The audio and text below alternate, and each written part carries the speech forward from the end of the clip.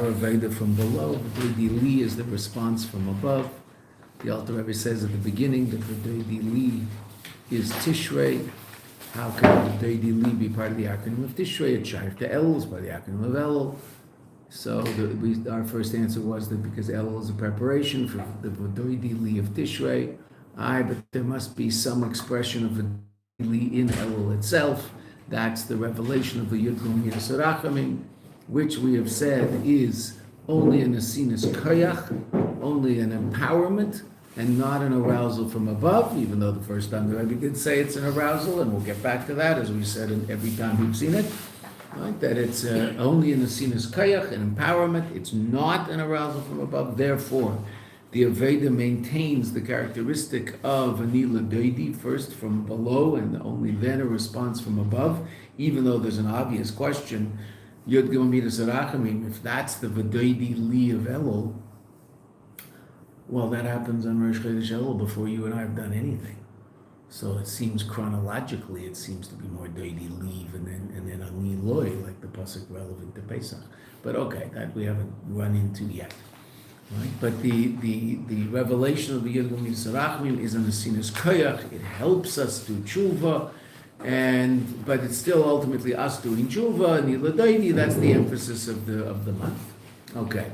In order to explain that, the Rebbe brought the famous mashal of the Alter Rebbe that the melech is besada, the melech is in the field, and we explain the difference between the melech in the field and the melech in the palace. Right? That's what we've seen up until now. In the middle of the actually, I guess we got up to Dalet, right? We finished. I thought we were done with these announcements about the fire alarm in a language that most of the people don't understand, so I guess they won't leave the building when there's a fire, right? This is really a great idea. What language are they speaking? What's she saying?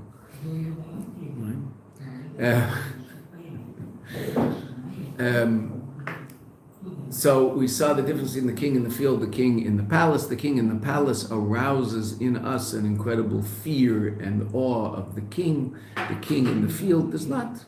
And the Rebbe said at this point, the king in the field doesn't even arouse in us a desire to go see the king, which itself is interesting. You might think it does, and we'll see later in the Maamer it probably does.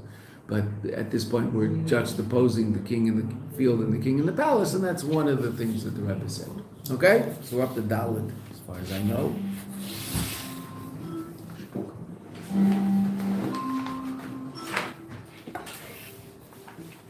Can you take a hose and put out the fire, please, so we'll stop having to listen to this lady. Okay. Say that. When we first moved into this building, this would happen 10 times a day, every day, all day. They couldn't, what the deal was, why they couldn't figure out how to, but whatever. There was a theory that it was the showers triggering it, because it wasn't just smoke, it was also heat, and so the steam from the showers. Ask Izzy. Izzy, you remember when this would happen 10 times a day? Every day? Unfortunately, yes.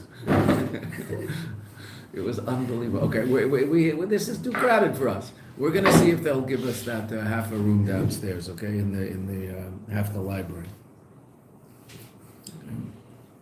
Okay, the tzarich lahavin. Perek Dalet, page Shin Samach Dalet. Tzarich lahavin. The l'chu'ura, at first glance. B'chdei levar. Now the Rebbe starts asking the Rebbe's questions in the Maamer, and I think we just started this on Thursday, sort of mentioned what the questions were. The l'chu'ura b'chdei levar shal gilui de Elul.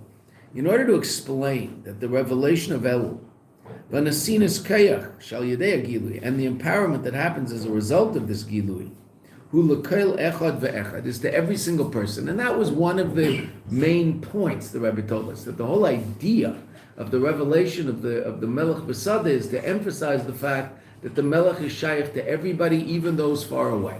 And that's what Elul is really all about, right? I mean, it's so interesting that the in Chassidus, the mashal of Elul is definitely for the people who takes Elul seriously, so-called religious people, right? Okay, but who's Elul for?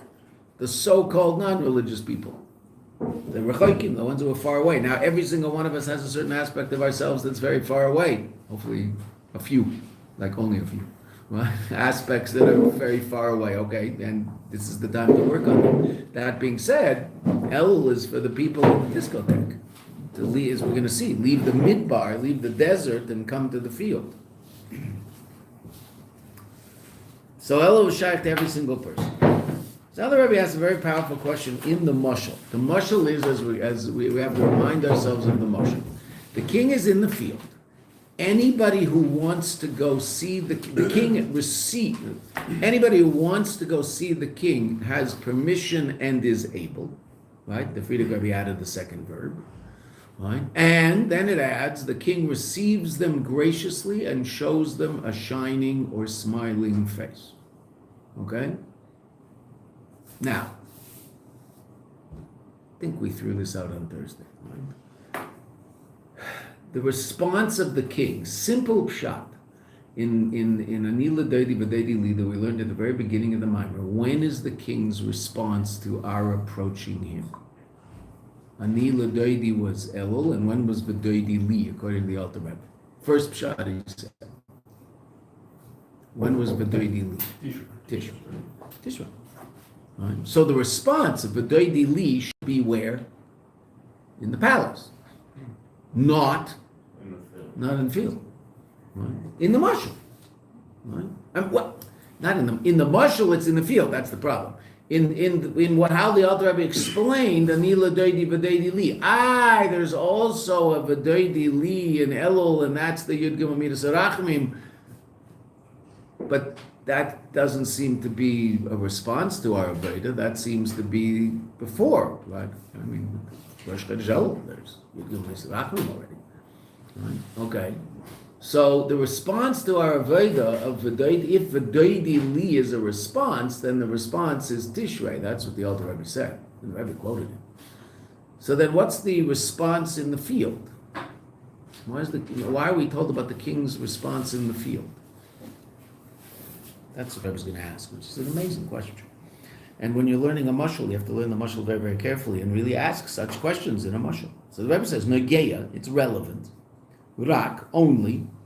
Now one of these words that can happen in Lashon HaKodesh much more than modern Hebrew, but also in modern Hebrew, where you have 4 prefixes before the actual word, which is only 3 letters long. Shekesh, that when, melech, that when the melech is besada, what's relevant? Rishayim v'yachelim, they are permitted and able, kol mi shoreitze, anybody who wants, la'aktu upon to go greet him. That's the ikar, right? And as a matter of fact, you might have heard of the mashal of melech besada before you started this Maamer. You probably had, right? It's out there. Right? But what part of the mashal does everybody know? Melech besada, and anybody wants to go see the king, and go see the king. What part of the mashal do they not know generally until they actually learn it inside? That the king responds in 2 different ways. Doesn't seem to be relevant. The ikar is that the king is there for you and I to go see him. And that's Ani L'Dodi. King's response, why is that part of the mashal the Rebbe is asking? Lama Meisiv. So why does he add Shamelech Makabel es Kulam B'Sever Panim Yafes, that the king receives everybody graciously, Umara Panim Sheikha Kais L'Kulam, and he shows a joyous and shining face to all. And I'm not pretending to be the king in the field, but I'm just showing a shining face. It's just so nice, all these people walking into class. L'chaim. I'll tell you a story that I was reminded of on Shabbos about the king in the field. It's an important story because it's about a chassid that you all have to have heard about. His name was Gershon Mendel Gorelik. He was the Rebbe's chassid and his wife. His wife, Baruch Hashem, is still with us. He passed away about a little over a year ago. So Gershon Mendel and his wife went on shlichus to Milan, Italy. They got married in 1950, I think the end of 58, actually. I thought they got married in 59 and went right away on shlichus with her. They got married in 1958. Then they asked the Rebbe to go on shlichus. And They didn't get an answer, and Rabbi Kaplan explained to Rabbi Gorelick that the Rebbe won't send you on shlichus. He doesn't send people like you, that's what he said. So he said, what have I done wrong? He said, no, it's not that you haven't done anything wrong, but you work in a yeshiva. He was teaching in the yeshiva in Newark, which ended up moving to Morristown later. Right? You work in a yeshiva, and the Rebbe's not going to take you from one meisid, from one institution, and put you in another. I mean, you're working. So he said, what, if I work in the yeshiva, I can't go on shlichus? Fine. From that, he met Rabbi Kaplan on the street. From that meeting, he walked into the office of the Rashag, the Rebbe's brother-in-law, who was responsible for running all the yeshivas. And he was probably making about $85 a week, $80 a week. He walked into Rashag and said, I need a raise. I said, how much? $2,000 a week. That's just an outrageous amount of money. It's 1958, right? How much was a car in 1958, right? A brand new Chevrolet round thing was probably $900 or something. So he said, $2,000 a week. He said, I can't pay you $2,000. He said, well, if you can't pay me, then I guess I can't work for less. So I'll have to fire him. So fire me. Right. So he fired him. So he goes back to Rabbi Kaplan and says, I don't work in yeshiva anymore. I was fired. He said, what do you mean you were fired? I said, okay. Told the Rebbe they were sent to Milan. That's how they got to Milan. The rule was in those days, you were only allowed to come to the Rebbe once every 2 years if you were away on shlichus. Right? Once every 2 years. Well, Gershon Mendel couldn't handle that. He arranged once a year. Then he ultimately used to come secretly. No one in Milan knew. He used to just disappear in the morning. He would take an early morning flight to New York, spend the day, and come back on an evening flight. He'd do that once a month. He'd get permission from the Rebbe to come every time. If he didn't get permission, he wouldn't go. Once he didn't get permission, he got to Kennedy, he realized he didn't have permission to come. He called up Rabbi Kaplan, is today a good day? He said no. He spent the day in Kennedy and flew home. He was that kind of person. He was I'm sure the Chassid. But at this point it was only once. He got an okay for once a year. He went to the Rebbe in Elul. This was Tavshin Chaf Aleph, 1961. Very few people were traveling from Eretz Yisrael to America. In those days, a plane ticket was probably $1,000. What's a plane ticket today? $1,000. What was $1,000 in 1961, and what was $1,000 in 2025? Rather different $1,000, right? It was a fortune to go on a plane. So very few people did. What they started to do was arrange charters. They'd get all sorts of people together, charter a plane, and fly to New York, and that way the Chassidim could manage to get to New York.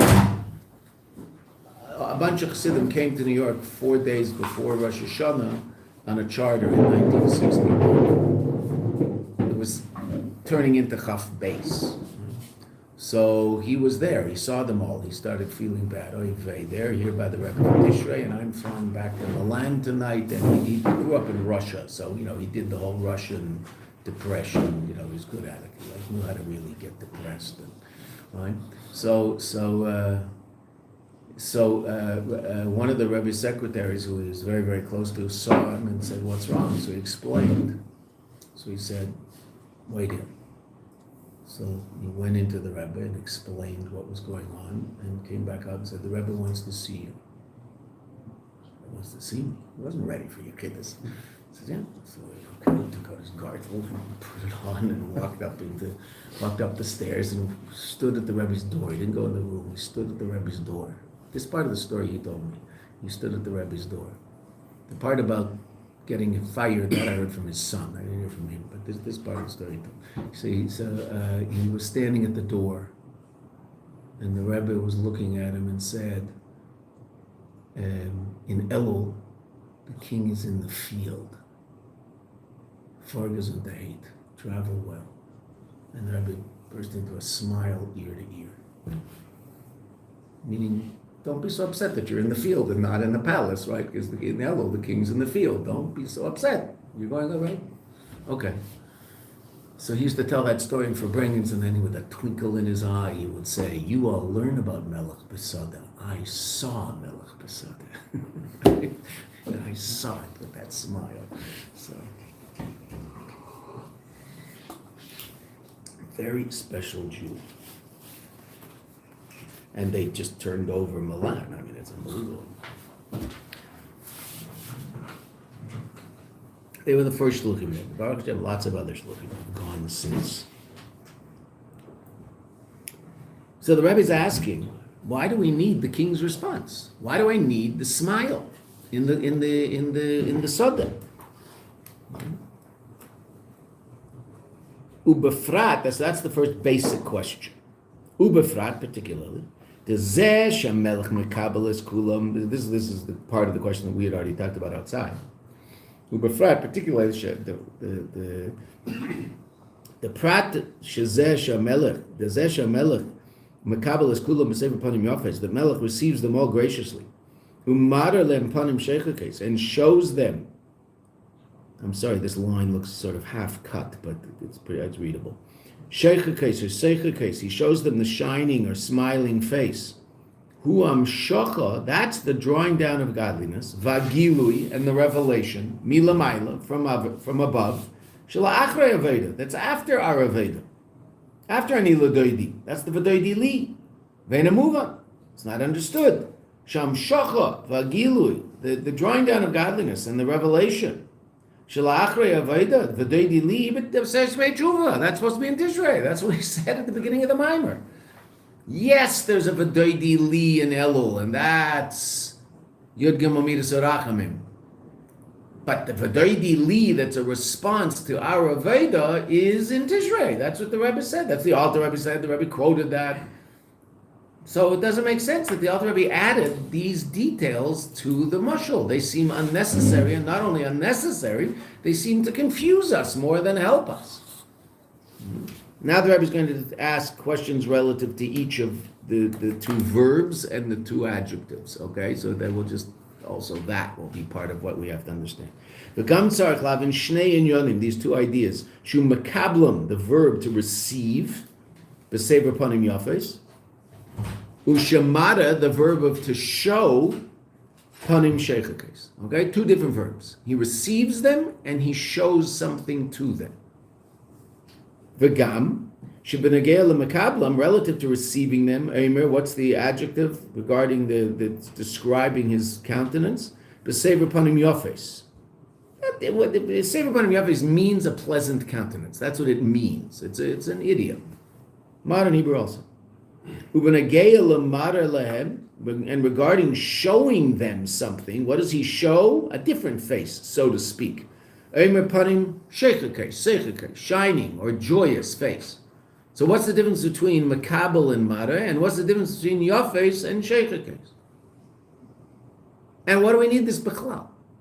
That's the question the Rebbe just asked. So now the Rebbe's Maamer has basically just started. Up until now, everything was explaining the Alter Rebbe's Maamer, right? At great length. Great length, medium length. Right? The Rebbe took the first two Yosis and explained the Alter Rebbe's Maamer, explained Ani L'Dodi, v'dodi li, explained the difference between the Soda and the Heichel. That's what we've learned up until now. Now the Rebbe is asking questions in the Alter Rebbe's Maamer. And that's where the Rebbe's Maamer starts. V'yesh loimer habir b'zeh. Those words are always very important words if you're listening to it in the original. Of course, it'll be in Yiddish, so it'll be that the first three words will be the same, but the last word will be the yesh loimer habir in them. And then you know things are going to start up. Bahakdim, at first, shachidish, the novelty. Bahagilui the Yud Gimel Midas Rachamim be'Elul, relative to the revelation of HaKadosh Baruch Hu in Elul, legabe hagilui b'Rosh Hashanah v'Yom Kippurim, relative to the revelation of HaKadosh Baruch Hu on Yom Kippur, at Rosh Hashanah Yom Kippur b'Shnei Yomim.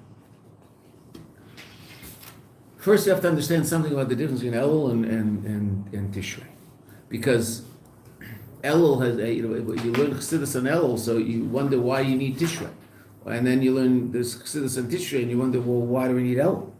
So now the Rebbe is going to explain the difference between the two. There's many Maamerim that talk about this at length. The other Maamer that we had mentioned, the Maamer of Lamed Beis, right? Ani L'Dodi v'dodi li tavshin Lamed Beis, we mentioned it in the first class. And that Maamer is found in volume 3 of Maamer Melukat. This is volume 4. That Maamer deals at great length with the difference between the revelation of Elul and the revelation of Tishrei. That's basically the whole Maamer, first part of the Maamer. Basically, two different levels of yira, two different levels of awe. Shebechdei lekabel hagilui the Rosh Hashanah Yom Kippur. In order, and then we have to add fully in this, in order to fully receive the revelation of Rosh Hashanah and Yom Kippur, hu al yedei aveda. Sorry. Well, Yedei Aveda Nailis is through a very lofty Aveda. Right? Who do you have to be to see the king in the field? Muvcharim Sheba'am V'Yechidei Skula, right? That's what we said. You have to be the special people and the family members or government ministers, etc., to see the king in the palace. So to fully enjoy the revelation of Tishrei, that takes a tremendous work, and a person has to reach a very high level. And the reason I'm adding the word fully is because we've already mentioned a number of times that Elul doesn't arouse in us a desire to come necessarily. Doesn't arouse in us a desire to come close to Kadosh Baruch Hu, and it's all dependent on us. Tishrei does arouse in us a desire to come close to Kadosh Baruch Hu. Rosh Hashanah Yom Kippur do. So here the Rebbe is saying that to experience Rosh Hashanah Yom Kippur, it takes greater Aveda than to experience Elul. That's what the Rebbe is going to say in the end of the line. I understand. The revelation that you and I experience in Rosh Hashanah Yom Kippur is much more powerful than the revelation we experience in Elul, because we're aroused and inspired by that revelation to a great degree, and that's why Rosh Hashanah Yom Kippur is such special days, and we daven better, and we act better, etc. I mean, that's certainly true. Right? Okay, so when the Rebbe says this, he must be saying to fully appreciate it. There is a revelation which arouses and inspires us. It's true. But to fully take advantage of Rosh Hashanah Yom Kippur, you have to be at a very, very high level. We talked about the Yom Kippur, the Rebbe is a different Yom Kippur than ours. The Elul also is, but that's it. So now what's the Aveda of Elul? We've always been wondering. So what does it mean to go see the king in the field? The Aveda in Elul is go see the king in the field. What does it mean to go see the king in the field? The Rebbe is going to say it right now. All you have to do, as if this is something easy. But it is true. It's the beginning of Aveda. It's not a lofty level. It's the most basic level of a relationship with the Kadosh Baruch Hu. In order to receive the revelation of Elul, in order to connect to and take advantage of the revelation of Elul, it's necessary that there should be, and the Rebbe says the word rak, only, because relative to what you need to fully appreciate Tishrei, this is only hakabolas pnei melech. Going to greet the king, that's in the mashal. What's that in the nimshal? What's in the analog? What does it mean to go greet the king? So in this Maamer, the Rebbe is going to say the following. There are different expressions of what that is. The banim shalhu in the analog, what does that mean to go see the king? He's erdus hakabolas el malchus shemayim. What does it mean to go see the king in the field? Accept upon yourself the fact that the Eibishter is king. You have to go anywhere. Just to realize there's a king. And if I realize there's a king, then I've accepted the king. I know there's a king. I know that. Right? I have made a decision to live that. Kabbalah Soul is a decision. It's not an emotion. It's a decision to live life a certain way, in line with the king's desires, and to realize that I'm a subject of the king, and that's my basic definition. Right? I don't think it says it anymore. Maybe in the English passport, right? An American passport says that, I think it says the Secretary of State asks you to allow the citizen of the United States to enter into your borders. You ever read that thing in the first page of the passport that no one ever reads before your picture, right? But I mean, that's what a passport is, right? The American government is asking the Polish government to let you into Poland, right? That we're vouching that this guy's a straight guy and isn't going to blow up Poland, so you can let him in, right? That's why there's no Palestinian passports, right? So right? Okay. That's what a passport says. Well, I don't know whether it still says. I'm sure it still says it. The Canadian passport used to. I think I looked it up and it doesn't anymore. But the British passport, I think, still does. What does the British passport say? Now, I'm going to do Her Majesty, okay? Her Majesty the Queen asks that you allow her subject passage into your country, etc., etc. What is the British person? A subject, not, what was the American? Citizen. There's a very big difference between those two words. Right? Now, it's all a fake out now in Britain. We know that. Okay, we say they're citizens, they're not subjects, they vote. Okay, we get that. But it still says that it used to, I'm sure it still does, says that on the passport. Right? The Canadian passport says the Governor General. It does not say the Ministry of External Affairs, as far as I know, which is the Secretary of State in Canada. It says as far as I recall, I have to look at my Canadian passport again. It says, used to for sure say the Governor General of Canada. Who's the Governor General? The Queen's representative in Canada, who has to sign every law into law. Once Parliament passes a law, the Governor General has to sign it. Now it's a rubber stamp. He can't not sign it. Of course he's going to, but he has to sign it, just like the King or Queen of England signs into law any law that they pass in the Parliament. Right? So there's a representative of the Queen or King in Canada who does that. Australia's the same. New Zealand's the same. I think that's it now. Is there anywhere else? Maybe Bahamas. Somewhere that used to be an English colony down there. But South Africa was sort of once, but that ended pretty quickly. Rhodesia was, I think, once. Was Rhodesia, I think, part of it? I think South Africa? Not South Africa? No, so maybe Rhodesia? There was somewhere down there. Mozambique. To be part of the so-called British Empire. Right? So now, when that empire broke up, so then all these countries which became independent still retained a certain connection to the British crown. And so Canada still is. Which is bizarre.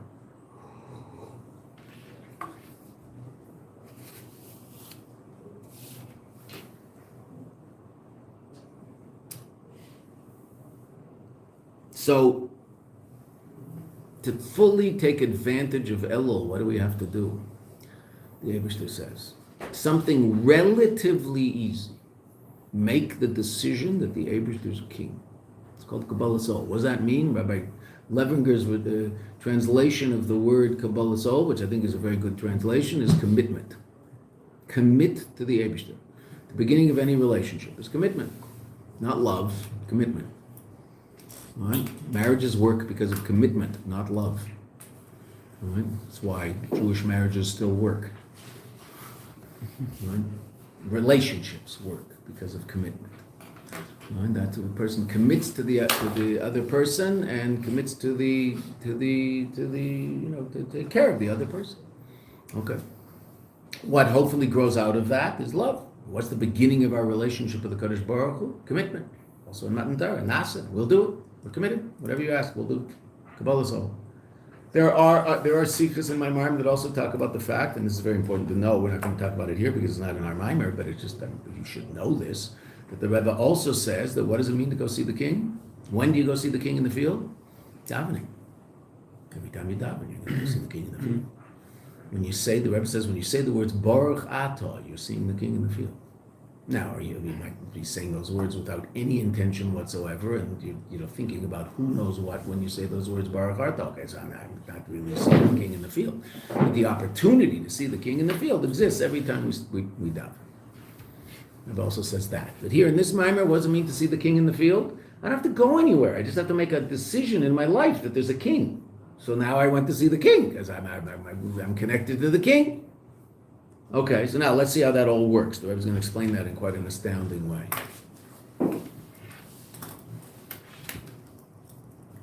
So that's one difference between Elul and Tishrei. In order to take advantage of Elul, a person has to do something that is relatively easy.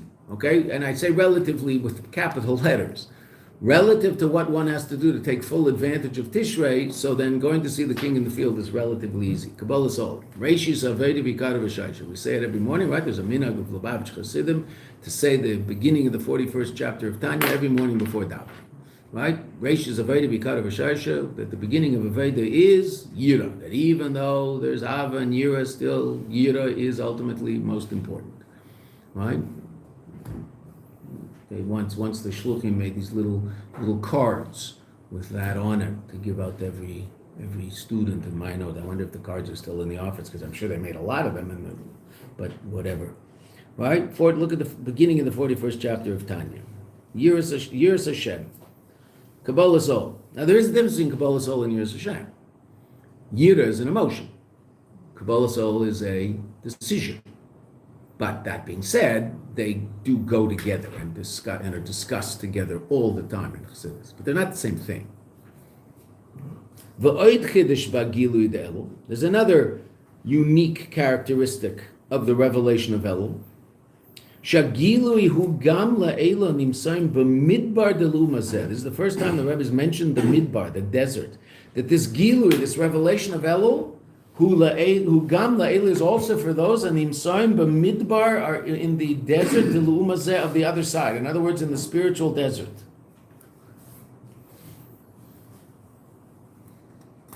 Because after all, what do the people have to do? They have to go to the Sada. So therefore, on a certain level, some of these people, where are they not? They're not in the Sada. They have to go to the Sada. Right? Now, there are people who are in the Sada, and we talked about them earlier in the Maamer, right? That now the Rebbe didn't mention the ear, we did, right? That there's the people who are in the Sada who are on the lower level, and the people in the ear. The people in the ear are very powerfully aware of the presence of the king, because things are happening all the time in the city that are relevant to the king, whereas the people in the Sada could forget about the king. Along comes Elul, the king comes out to the field and says, remember me. Okay, but there's also people who aren't in the field. They're in the midbar. They're in the spiritual desert.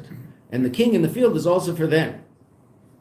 Now, the king can't go to the midbar, so to speak. Why? Well, the king can do whatever he wants. But the midbar represents a reality that the king has been pushed out of by definition. Right? Okay, but where can the king go? And I was going to say that. The yid in the midbar. The Eibush is not in the discotheque, so to speak. Right? But he's in the yid in the discotheque. Right? And so that yid can leave the discotheque and go to the field. Right? Are there still discotheques? I mean, maybe I'm just probably using such a thing. We call them nightclubs now. They call them what? I think we call them clubs now. Clubs? I think they were called nightclubs before they were called discotheques, and then they were called nightclubs again. So, like South Africa, right? What did South Africa have before candlelight? Electricity.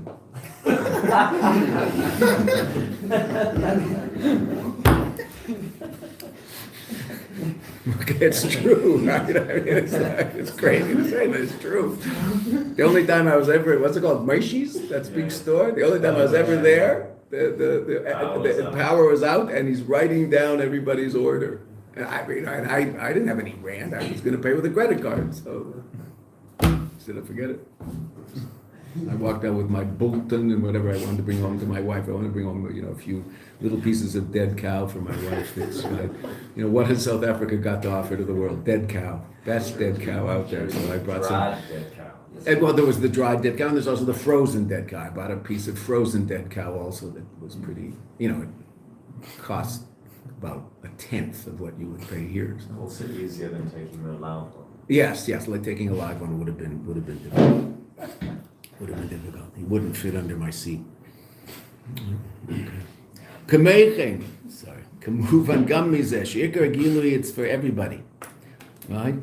The gilui is even for those people in the midbar. Why? Kamuvan, third line. Gam mizeh sheikar gilui the yudgam amidas arachmim, the essential revelation of the yudgam amidas arachmim shebe'elul nesinas koyach al tshuva. What's that all about? Tshuva. Who has to do tshuva? I put myself in the spiritual desert. I have to come back. Elul is all about someone who's disconnected on some level. And everybody disconnects on some level. Right? So everybody experiences the spiritual desert on some level in their life. Okay, and then what's Elul? Elul is the opportunity to leave that desert. And we talked about it earlier. What does that mean in real life? We'll see it more and more as we go through the Maamer, but it means that if you make a positive resolution in Elul to bring about a certain change in your behavior, a reasonable change, right? Something that's doable and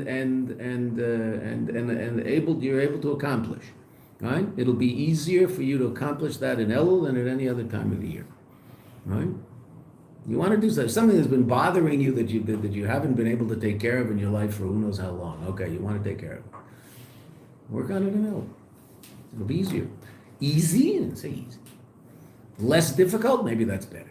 Be less difficult. Obviously it's difficult because it's something that you've been working on for a long time and you haven't quite figured out how to do it. Okay, so it's difficult. But in Elul it'll be easier. Why? The wind's at your back. Yudkim Misarakim, the Sinus Kayak, everything the Rebbe's been talking about.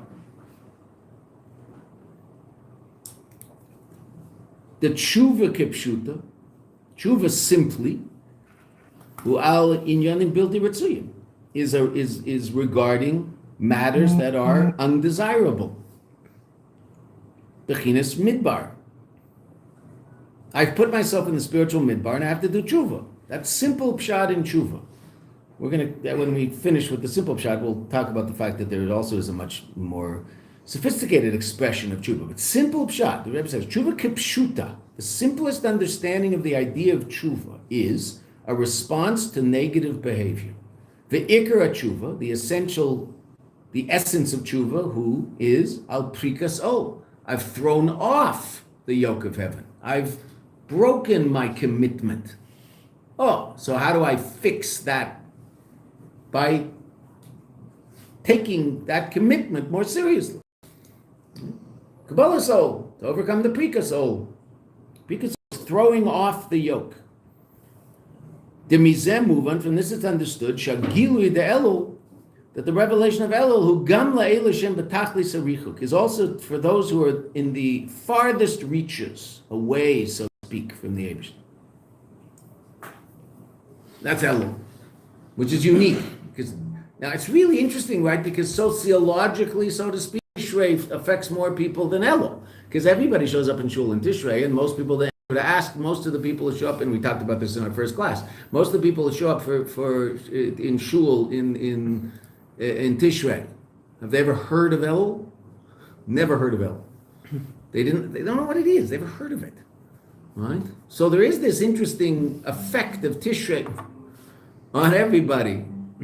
Right? There's an effect of Tishrei on everybody. Okay, but the fullest effect of Tishrei is to really be a person who's a kli for the unbelievable revelation that's happening on Rosh Hashanah and Yom Kippur, and most of us are not there. Right? That doesn't mean it doesn't affect us positively, and it must affect us positively. And we prepare this whole month that it should affect us even more. That's what Elul is all about. That's true. But Elul, to accomplish in Elul what Elul can accomplish is easier for you and I than to accomplish in Tishrei what we could theoretically accomplish in Tishrei. Right? We're not going to have to cover our face at Ne'ilah. No one can see us, like the Rebbe at Ne'ilah. Okay. Not going to make it there. Am I going to feel more connected on Yom Kippur than any other day of the year? Yes. Am I going to have a certain thought that, gee, what time is it? Oh, it's only 2.5 hours more? Yes. I'll have that too. Wait a minute, 2.5 hours more of the greatest revelation of God that happens the whole year long, and you're connected to Him in a way that you're never ever connected before and after. Yeah, I'm going to think that too. Right? If I were really there, would I be thinking that? No, because I'd be in a place beyond space, beyond time. Right? But I'm going to be there. I'm going to be thinking, gee, my back hurts. Probably. Right? Or my knees, or my feet, or my head, right? Because sometimes fasting affects the head, right? Why is the Chazan going so slowly? Why doesn't he just say the words? Why is he doing this to us? Doesn't he like us? He wants us to stand here longer while he's going, right? You won't run into one of those Chazanim here, but there are such people. Right? So Yom Kippur is this really interesting, there's a dichotomy in it. I'm still here in Eilam Hazeh, even though there's part of me that's experiencing something completely transcendent of Eilam Hazeh. And we'll learn a sikha about Yom Kippur and we'll see what it's really all about. A sikha is based on a Maamer. It's printed in Likutei Sichos, but it's a Maamer. The Rebbe explains Yom Kippur. Okay. So Elul's for everybody. And so I don't have to be on any level in order to take advantage of Elul. I just have to make a decision that I want my life to be more connected to the King. And then do my best to try to live that decision to the extent that I can. But I first have to appreciate that the King's a king. And if he's a king, so that means what he says goes. And that means that I'm his subject. That means that I'm defined in terms of my relationship to him. Right? When the British subject arrives at a border, how are they introduced? A subject of the monarch. Right? You have a name? Yeah, I also have a name, Seder, but the right that I have to enter into your country comes from the fact that I'm the subject of this monarch, not because my name is Bill Smith. Right? There's a lot of Bill Smiths, right? Especially in England. So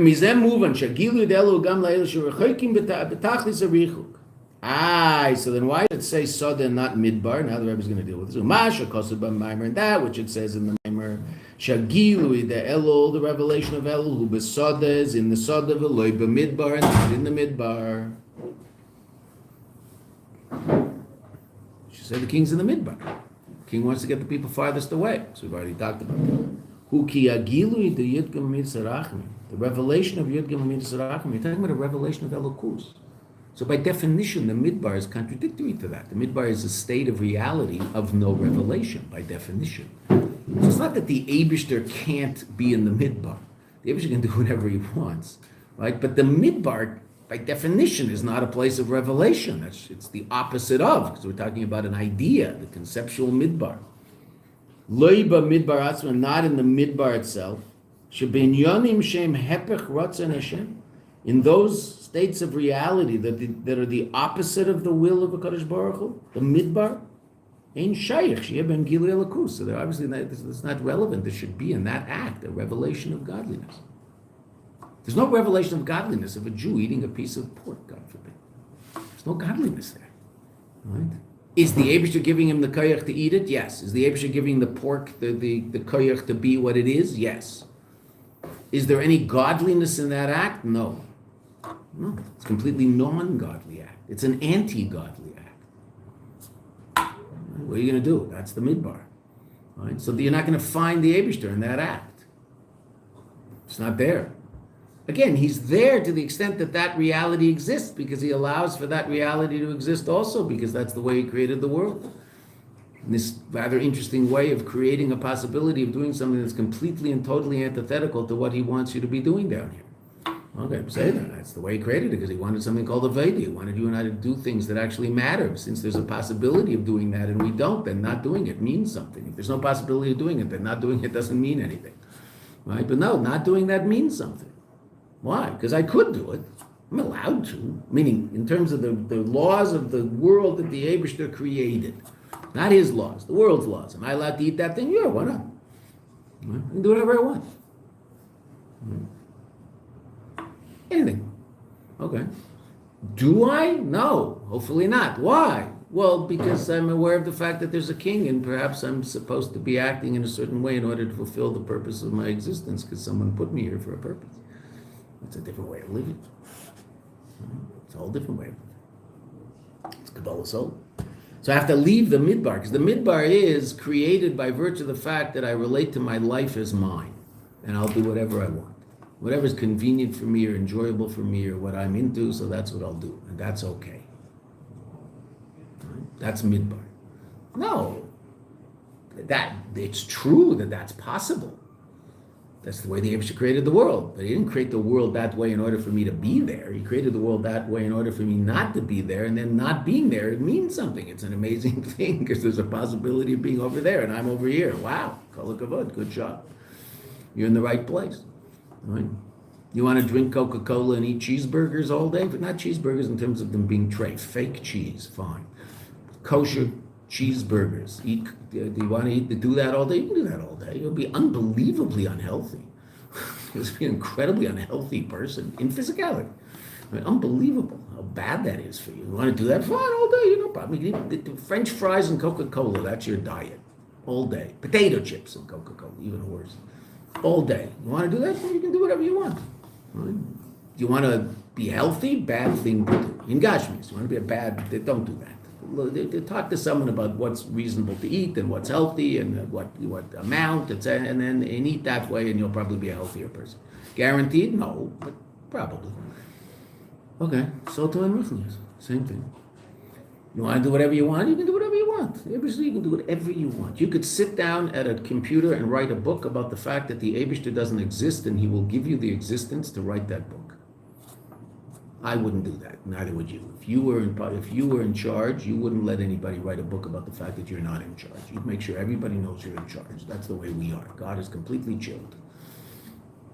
He'll let someone write a book about the fact that there's no such thing as God, and the only reason that person exists is because at the moment he's sitting at the typewriter or at the computer keyboard writing that book, the only reason he exists is because God's giving him existence at that moment to write about the fact that the one who's giving him existence doesn't exist. Wow. Welcome to Elam Hazeh. That's how it works. It's crazy. It's a crazy thing, right? Who would do such a thing? God. Right? Then when you figure out that there's a him, so it's a whole different thing. It's a Ani L'Dodi, it's a Veda, it comes from below, it's real, it matters. Right? Okay, so that's what the Eibishter wants. So he created the possibility of a midbar also, but he's not there, so to speak. You don't find him there because that's the place that people have locked him out of. Elo, where is he found? B'Yisrael animsoim b'midbar. In the Jew that's found in the midbar. The Eibishter is in there.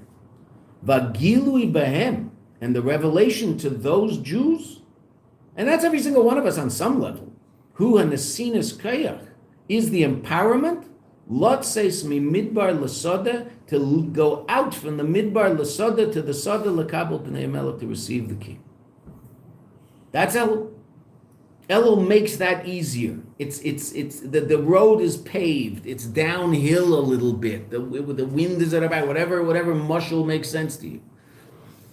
Does that mean that it's guaranteed I'm going to do that? No, because if I don't do it, nothing happens. If I don't sit down and think about some reasonable hachlota, reasonable decision and resolution that I can make to bring about a positive change in my life, in my relationships with other people, in my relationship with myself, in my relationship with the Kadosh Baruch Hu.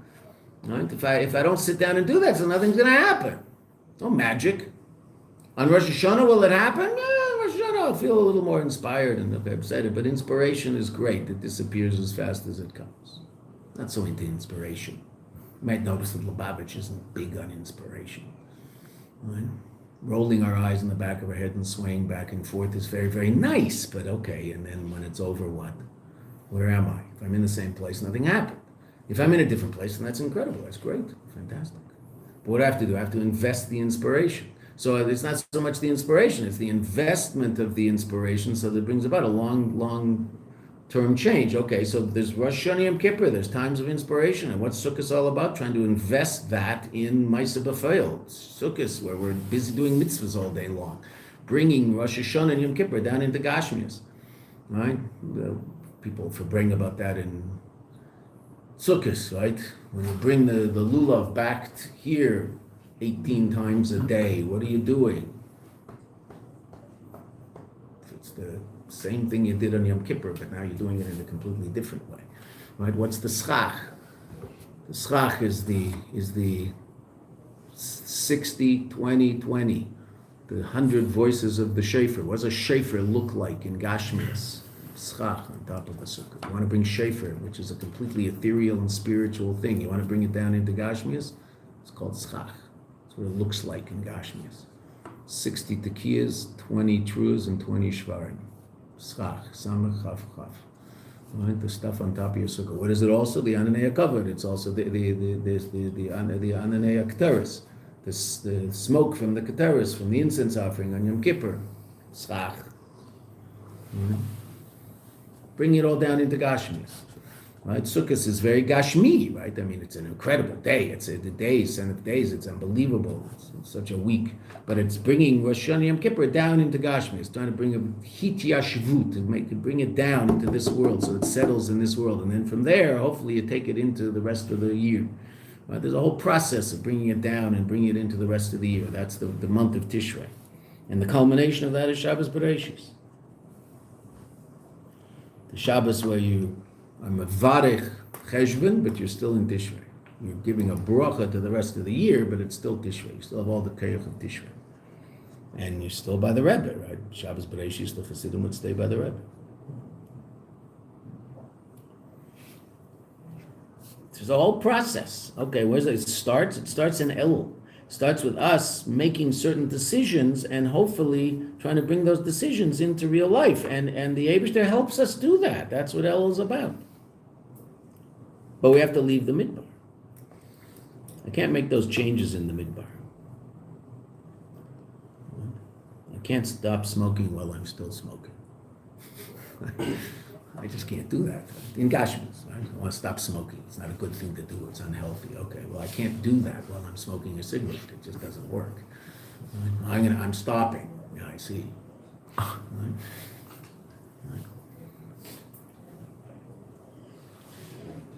Our son in the Ukraine just told me that he found out good news. That what? Coca-Cola in the Ukraine is kosher. So I said, what, you drink Coca-Cola? So he said, yeah, I drink Coca-Cola. Really? Okay, so good.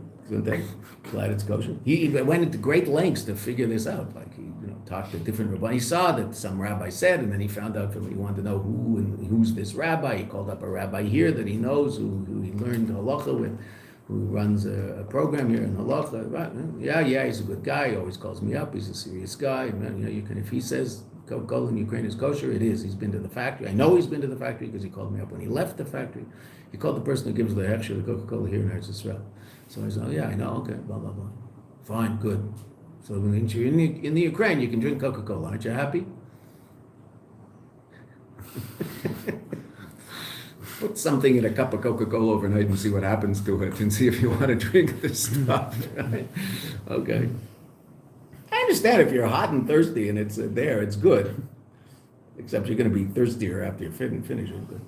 Al pize yesh leimar.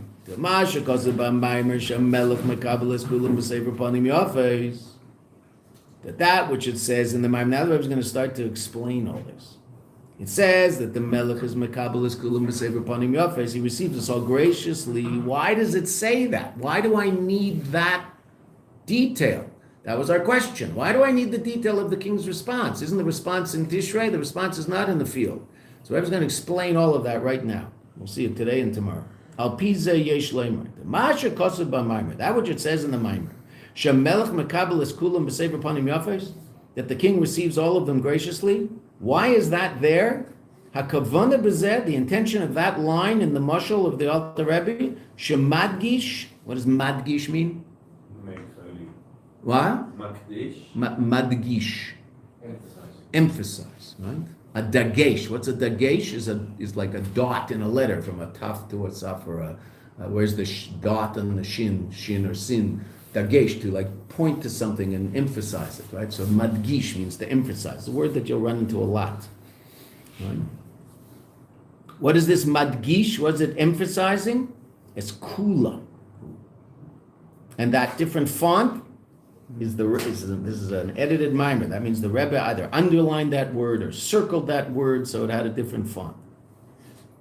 Shegam elu shehem rak reitzim. Now the Rebbe says an amazing thing. Even those people that only want lahakbil es pnei melech. Because what does it say? It doesn't say that anybody who comes to the king, he accepts them graciously. That's not what it says in the mashal. It says anybody who wants to come to the king, he accepts them graciously. Did they come? Not necessarily. What do they want? They want to come to the king. Did they? Not necessarily. He accepts that graciously also. Wow. Look what the Rebbe says. They want to develop a serious relationship with the Kadosh Baruch Hu. But, Ella, Shem Shvuyim, they're held captive. Bidei Yitzram, by their Yetzer. There are certain aspects of their subconscious reality that they find very hard to deal with. V'gam, and also, kishemis'ader etzlam, when it's aroused in them, a rotzen lasas tshuva, a desire to do tshuva, desire to come closer to a Kadosh Baruch Hu, ulekabel aleim, and to accept upon themselves, ol malchus shemayim, accept upon themselves the yoke of heaven. In other words, to commit more powerfully to a relationship with the Kadosh Baruch Hu. Ein ze ba b'feil. It doesn't actually happen. They want it to happen, but it doesn't happen. Gam oisam, also them who makabel b'sefer panim yafes. They're also accepted graciously by the king. They didn't come to the field yet. They're still in the midbar. And the king accepts their desire to leave the midbar and come to the field, even though they haven't come to the field yet, and he accepts that graciously. Evidently, that gives the king a certain, we'll see later, a certain pleasure. Their desire to do tshuva gives the king a certain pleasure. And then what? So the Rebbe says an unbelievable thing. And that response of the king, me'arer etzlam, arouses in them, ratzon chazak v'tokif, a more powerful desire, lahakbil es b'nei hamelech, to receive the king, to go greet the king. Val yedei ratzon zeh, and through this more powerful will, heim mizgabrim, they overcome alamanias v'ikuvim, they overcome the obstacles that usually get in their way. Wow. So that's the Nesinas Koach.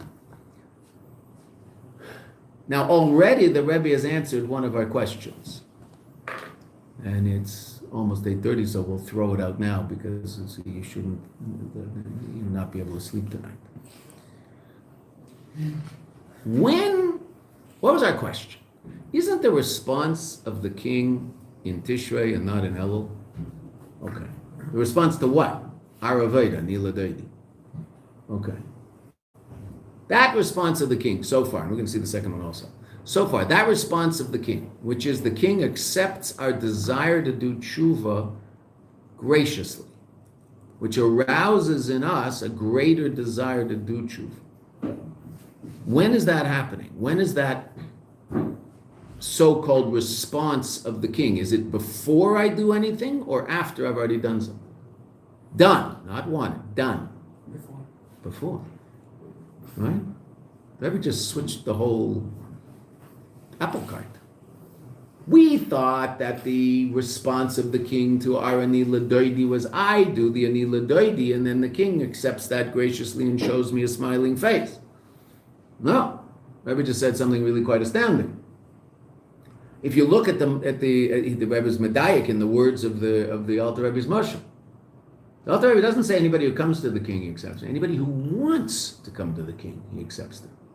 In other words, they haven't done anything yet. They want to do something, but they haven't done an Ani L'Dodi yet. They haven't done an action of Ani L'Dodi. And yet still in Elul, what is there? There's an extra revelation from above which arouses in me a desire that's stronger than my normal desire, and I overcome the obstacles and I'll go see the king. Which is what we were talking about, being more successful in fulfilling the hachlot, fulfilling the resolution. Wow. So now it's before you and I did anything. So it makes sense. It's not a response. There's a bit of a problem in this. What does it sound like? What does it sound like's happening? Who's arousing who to do what? I mean, doesn't Maamer Ani L'Dodi seem to be a response to the fact that the Eibishter's like, it's not, this is a little more than a Nesinas Koach now. This is like a real arousal in me of a more powerful desire to do what it is that I want to get done. So it seems to be a sort of coming from above. Okay, we'll deal with that later. The Rebbe will deal with that. The Rebbe didn't bring it up yet. He will. Okay. But there's a new understanding of Elul. The Eibishter is waiting for us to we have to arouse this in ourselves. If you and I don't make that first move, and that first move isn't necessarily going to see the king, that first move is arousing in ourselves a desire to go see the king, that I want to change. Change, that scary word. Change? Change is not easy, right? I don't want to depress anybody, but if you think about your life, and everybody in this room has brought about real changes in their lives, okay? So there's changes, there's no question, real changes, and not to diminish those in any way, shape, or form. But in Panemius Shebapnemius, in the inner you, how much has really changed? Right? How much do we really change? I understand in terms of what we're doing, most of us have made pretty serious decisions about different actions. I mean, not doing all sorts of things I might have done in the past, doing all sorts of things I might not have done. And those are changes that are unbelievably real, important, and incredible. Okay, but deep down, things that I probably should work on in my, deeper self. I have deeper self with my never boundaries. How much of that have I been successful in changing?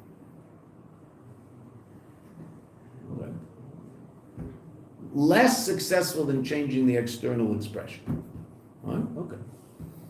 So that can also change. That's changing midas. That's hard work. It takes a long time. Okay. So that's also affected by what the Rebbe is talking about. We'll see even more by the next step, which is panim seichake, sheikake. So we'll see that tomorrow. Time to time.